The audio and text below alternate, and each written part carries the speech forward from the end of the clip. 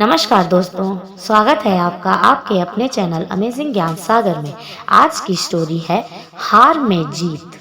बहुत समय पहले की बात है। भारत के सुदूर दक्षिण में एक छोटा सा राज्य स्थित था।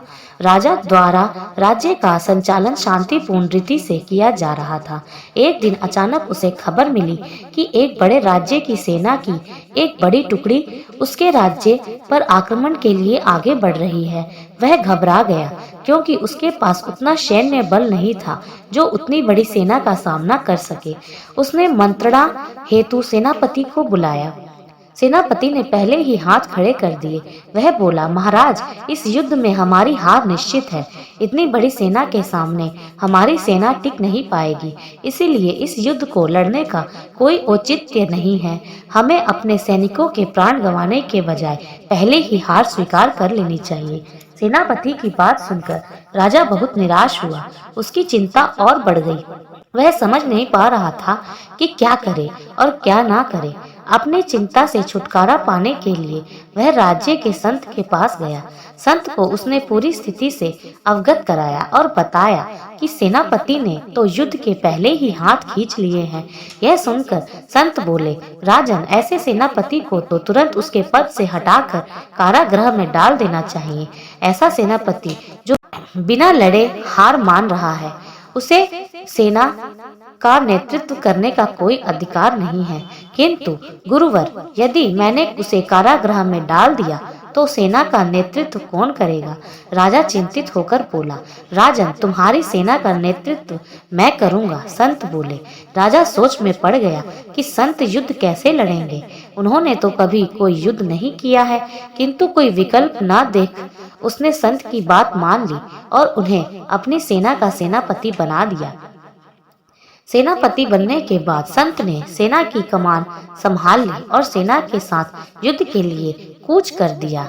रास्ते में एक मंदिर पड़ा। मंदिर के सामने संत ने सेना को रोका और सैनिकों से बोला, यहाँ कुछ देर रुको। मैं मंदिर में जाकर ईश्वर से पूछ कर आता हूँ कि हमें युद्ध में विजय प्राप्त होगी या नहीं। यह सुन सैनिकों ने चकित होकर पूछा, मंदिर में तो भगवान की पत्थर की मूर्ति है, वह कैसे बोलेगी?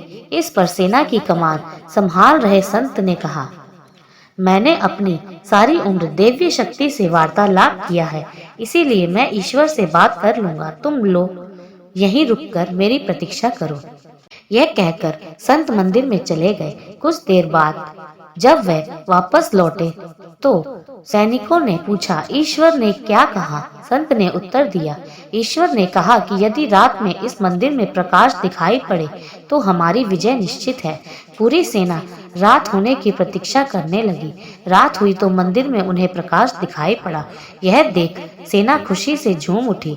उन्हें विश्वास हो गया कि अब वह युद्ध जीत लेंगे। उनका मनोबल बढ़ गया और वह जीत के मंसूबे से युद्ध के मैदान में पहुंचे। युद्ध 21 दिन चला। सैनिक जी जान से लड़े। फलस्वरूप उनकी विजय हुई। विजयी सेना के वापस आते समय फिर वही मंदिर पड़ा। तब सैनिकों ने संत से कहा कि ईश्वर के कारण हमारी विजय हुई है, आप जाकर उन्हें धन्यवाद दे आए। संत ने उत्तर दिया, इसकी कोई आवश्यकता नहीं है। यह सुन सैनिक कहने लगे, आप कितने कृतघ्न हैं। जिस ईश्वर ने मंदिर में रोशनी कर हमें जीत दिलाई, आप उनका धन्यवाद भी नहीं कर रहे। तब संत ने उन्हें बताया, उस रात मंदिर से आने वाली रोशनी एक दिए की थी और वह दिया मैं वहां जलाकर आया था। दिन में तो वो रोशनी दिखाई नहीं पड़ी, किंतु रात होते ही दिखाई देने लगी। दिए की रोशनी देखकर तुम सबने मेरी बात पर विश्वास कर लिया कि युद्ध में विजय हमारी होगी। इस तरह तुम सबका मनोबल बढ़ गया और तुम जीत के विश्वास के साथ युद्ध के मैदान में गए और असंभव लगने वाली विजय तुमने प्राप्त की। सीख, खुद पर विश्वास रखें और परिश्रम करते रहें। विश्वास की विजय होगी। हमारी सोच ही आगे चलकर वास्तविकता का रूप लेती है। इसीलिए अपनी सोच पर ध्यान दें। सदा सकारात्मक सोचें ताकि सकारात्मक परिणाम मिले। धन्यवाद दोस्तों। ये स्टोरी आपको कैसी लगी कमेंट्स करके जरूर बताइएगा।